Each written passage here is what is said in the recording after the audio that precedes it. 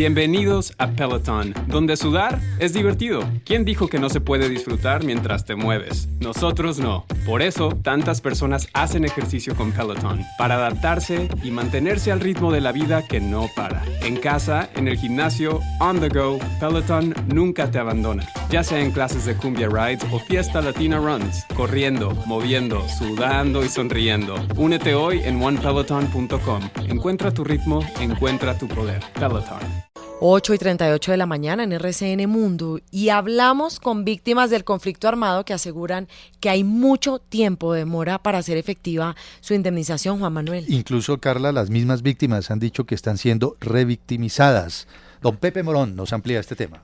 Así es, don Juan Manuel, y es un tema que venimos haciéndole seguimiento ya desde hace un tiempo atrás y es a través de todo el territorio colombiano. Hemos hablado con víctimas del conflicto del Cauca, de la costa Caribe, de en general todo el Pacífico, tanto de Chocó como Cauca, como Valle del Cauca, como del mismo Nariño, y hemos encontrado una coincidencia, y es que ellos aseguran se están demorando mucho en el proceso de pago de algún tipo de compensación por ser víctimas como tal del conflicto armado colombiano. ¿Qué nos dicen?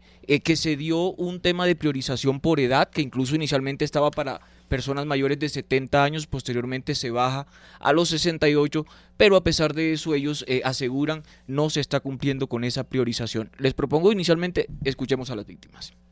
Mi papá, el señor Jorge Enrique Materos Martínez, es un señor de 70 años. Para el mes de diciembre se presume de que ya le deberían de haber dado la respuesta de acuerdo a los lapsos administrativos que ellos mismos indicaron. No ha sido priorizado. Me hacían ir, que ya no, que todavía no, que tengo que esperar. Ahí me tocó luchar bastante y andar harto. Ya mi tía Ana Delfa Díaz ha fallecido, entonces quedó solamente José Umabel Muñoz, el cual nos han dicho que está como prioritario, pero que hay que esperar, es una persona de 75 años. Me desplazaron hace más de 10 años del Cauca. Llevo más de 4 años que no me colaboran, no me ayudan con nada. Me comunico y dicen que estoy en proceso de indemnización. Me traen así hace más de 2 años. Nos sentimos atropellados por la Unidad para las Víctimas, estigmatizados, nuestros derechos no nos están vulnerando. Estamos hablando, recordémosle a los oyentes, Carla, Juan Manuel y al resto de la mesa, que hay una ley de víctima activa ya desde hace 11 años que empieza a regir esta ley. Y escuchábamos algo que nos encontramos en todas las regiones, y es esta demora pese a la priorización. Pero también hay otra arista donde encontramos algunas quejas o denuncias de las mismas víctimas, y es que sobre todo aquellas personas que han sido víctimas de algún delito sexual aseguran que los funcionarios de las unidades de víctimas regionales los revictimizan con lo que les preguntan. Incluso aseguran que a veces sienten que no pueden pasar de vivir en una casa estrato 1 a una casa estrato 2 o estrato 3 porque pueden perder los beneficios. Les preguntan que si comen carne a la semana, cuántas veces comen carne, y ellos sienten que de esta forma pueden perder todos los beneficios, entonces a veces sienten obligación de mentir. Esto nos dicen en ese sentido las víctimas de delitos sexuales.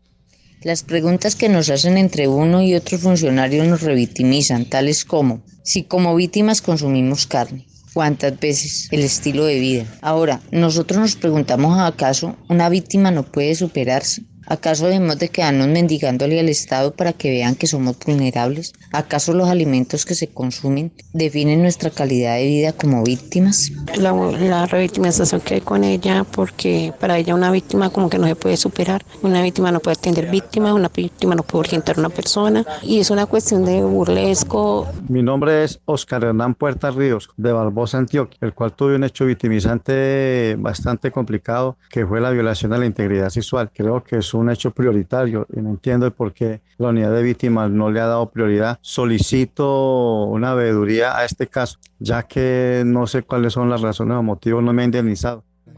Hoy por hoy hay que destacar algunas cifras que han sido entregadas por el gobierno nacional, dado que este 9 de abril pasado se cumplieron estos 11 años de la ley de víctimas, entre ellas que en la actualidad hay 9.250.453 personas en el registro único de víctimas, y de estas 1.198.000 ya han sido cobijadas por los beneficios correspondientes de ley. Y tenemos un invitado telefónico a esta hora, quien le doy la bienvenida le damos la bienvenida a la cabina de RCN Mundo, el señor Juan Guillermo Plata, quien es el director encargado de la Unidad para las Víctimas y con quien queremos hablar a propósito de este tema. Juan Guillermo, muy buenos días, bienvenido a RCN Mundo. Para Carla, Juan Manuel, Pepe y toda la audiencia de RCN Radio a nivel nacional y que nos escucha en el mundo, un feliz día. Gracias por su invitación. Bueno, escuchábamos un poco la contextualización de una de las preguntas con la que quiero iniciar esta entrevista y es las demoras que aseguran algunas víctimas hay.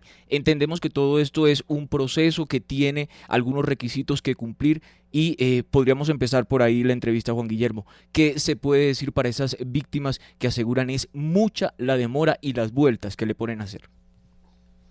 Bueno, en ese orden de ideas, y escuchado con atención, precisamente lo que señalan las personas a las cuales ustedes han acudido o que han acudido al medio de comunicación para señalar o indicar precisamente ese escenario de demoras, ¿sí?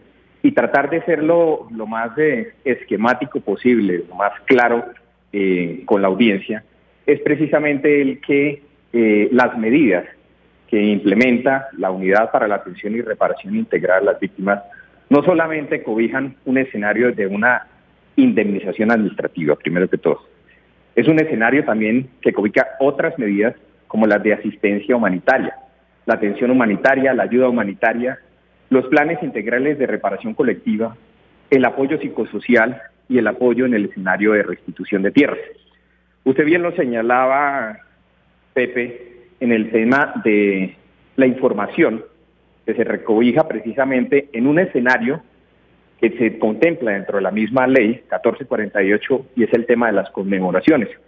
Esa conmemoración se llevó a cabo el pasado 9 de abril y como consecuencia de esas cifras que se tienen y en las cuales el gobierno nacional ha aportado precisamente para esa reparación integral a las víctimas, contamos adicionalmente con algo y es el que entre enero de 2012 y enero de 2022 se han hecho cerca de 9.930.000 giros por concepto de atención humanitaria, con una inversión de 6.1 billones de pesos. Adicionalmente, en ayuda humanitaria se han tenido, ¿sí? Esto por el lado de atención humanitaria, por ayuda humanitaria, cerca de 52.824 giros por valor de 66.000 millones de pesos. A la fecha, ¿sí? Tenemos 814 sujetos de reparación colectiva, ¿sí? Y en medidas de reparación, las quejas pues que se presentan al audio que hemos escuchado, hemos entregado cerca de 8.2 billones de pesos en medidas de reparación con beneficio a más de 1.198.000 personas. Si le sumamos a eso la inversión adecuada de recursos, que es precisamente uno de los temas en los cuales no solamente la persona que es beneficiaria de esa indemnización la recibe, sino se le hace un acompañamiento integral, ¿sí? Pues precisamente para que esos recursos que recibe como consecuencia de la indemnización administrativa sean utilizados en esa reparación, en ese proyecto de vida, en esa reconstitución, ¿sí? Es algo que hay que señalar y vale la pena, pues, como tal, indicar. Adicionalmente, dentro de las 137.000 solicitudes recibidas para efectos de restitución de tierras, junto con la URT, ¿sí? Contamos con un 82% del trámite finalizado. Es decir, hay una actuación por parte del Estado de manera permanente, ¿sí? Para ese escenario de indemnización. Frente a lo que señalan en el procedimiento a tratar, en ese sentido de la indemnización administrativa, efectivamente existe un método técnico de priorización, y un método técnico de priorización que no es del arbitrio solamente de la unidad, sino pasa por un proceso de revisión y que se origina en un auto de la Corte Constitucional, el auto 206 del 28 de abril de 2017. En ese orden de ideas, la unidad profiere una resolución, la 1958 y la 1049 de 2019, en el cual se le entrega o se le reconoce precisamente para otorgar la indemnización por vía administrativa a estas personas un método técnico de priorización. Sí. Así las cosas, ¿sí? Si uno llega y dice, bueno, ¿y qué tipo de solicitudes se dan, digamos, para priorizar? Entonces, sí, ahí es importante aclarar sobre todo ese punto, Juan Guillermo, porque se habla de la priorización por edad, que era la que nos reclamaban, no se estaba dando, que mucha gente incluso moría esperando este pago de la indemnización, y también nos pedían saber si había algún tipo de indemnización particular o de priorización, perdón, en cuanto al tema de los acosos o abusos sexuales o las personas víctimas de violencia sexual. Entonces es importante aclarar cuáles son eso y de forma concreta un poco para no extendernos tanto en la respuesta. Perfecto. De manera concreta, Pepe. El escenario, efectivamente, incluye, como lo señalaba en uno de los audios, una de las personas entrevistadas, el gobierno nacional actual bajó la edad, logró bajar la edad de 72 años a 68 años, ¿sí? En esa solicitud de urgencia o manifiesto. Sumado ello al tema de la discapacidad o cuando la persona presenta una enfermedad catastrófica, huérfana, ruinosa o de alto costo. Todas esas solicitudes que se hacen pasan por una serie de fases, ¿sí?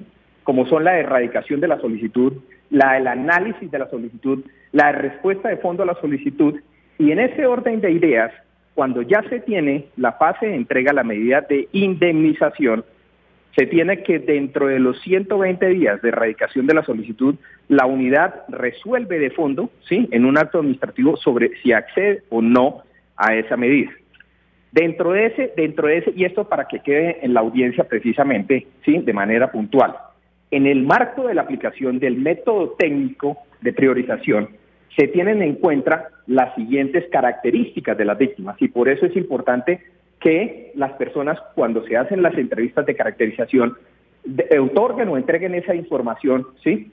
Para esa valoración, variables demográficas, socioeconómicas, de caracterización del hecho victimizante y de avance en la ruta de reparación, de tal suerte que, ojo, ¿sí?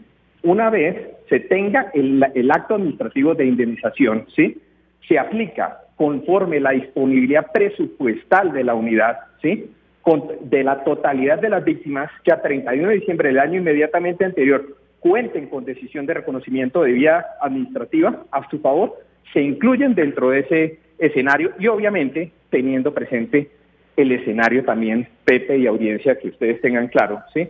El que, como son los recursos finitos, ¿sí? Del Estado, en ese orden de ideas, pues se tiene esa priorización en esa entrega de indemnizaciones. No que por el contrario la unidad haga caso omiso, ¿sí? A esas solicitudes de indemnización administrativa. Usted destacaba esas cifras que son importantes entre el 2012 y el 2022 de giros de 6,1 billones de pesos para reparar a las víctimas. La norma tenía una vigencia hasta el 2021. Fue prorrogada 10 años más porque, según los datos, solo el Estado ha indemnizado apenas al 16% de todas esas víctimas y, según han dicho los organismos de control, se necesitarían más de 70 años para terminar el proceso. ¿Cuál es la responsabilidad del legislativo? ¿No habría que darle más dientes a esa ley para poder reducir estos plazos y de verdad llegar a una reparación integral? Carla, como su merced lo señala, desde la Unidad para la Atención y Reparación Integral a las Víctimas, tenemos toda la disposición del apoyo precisamente al legislativo para que en desarrollo de la Ley 2078 de 2021, a la cual usted hace referencia en esa prórroga de la Ley 1448, se le entreguen las herramientas, ¿sí? Y herramientas en este sentido económicas, ¿sí? A la unidad para llevar a cabo ese proceso de indemnización administrativa y no gastarnos 70 años o 10 reformas más a la ley precisamente para poder contar con los recursos necesarios para esa indemnización administrativa. Y téngase presente un tema, el que esto es una situación que desafortunadamente en un conflicto armado que jamás debió existir en nuestro país como tal, se siguen presentando. Y en ese orden de ideas, ¿sí? Siguen incorporándose personas al registro único de víctimas. Téngase en cuenta nomás que en el último año, de la última vigencia, 2021, al registro único de víctimas ingresaron más de 690,000 personas.